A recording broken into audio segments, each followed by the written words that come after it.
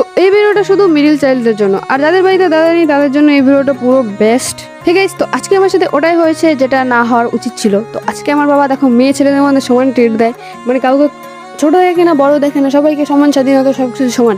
তো সেই কারণে আজকে আমার মা বললে চোখে দিয়ে গ্যাস আনাবো, এটা মানা যায়? আমি এত সুন্দর কন্টেন্ট ক্রিয়েটার, আমাকে যদি এইসব কাজ করে, তো চলো কোনো ব্যাপার না, ফ্যামিলির কাজ করে দিতে হবে। মাকে আমি বললাম কেন, একটা টোটো বললে আরে 2-3 মাস পর ওটা চলেই যাবে আরামসে, তো সে কারণে আমি আর কিছু বললাম না।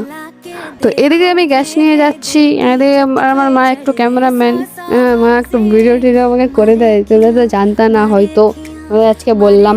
তো এদিকে গ্যাস আনতে গিয়ে গাইস আমি আসার সময় ভিডিও করতে পারিনি, কারণ গ্যাসের সঙ্গে সাইকেল উল্টে পড়ে যাচ্ছিলো, শালা কন্ট্রোল করতে পারতেছিলাম না, এত ভারী ভারী হয়ে গেছিলো। তোমরা কারা কারা এরকম কাম করো কমেন্টে জানাও। মেয়ে হয়ে এরকম কাম করলে তো ছি, ইজ্জত নাম কা কোই চিজই নেই রাহা।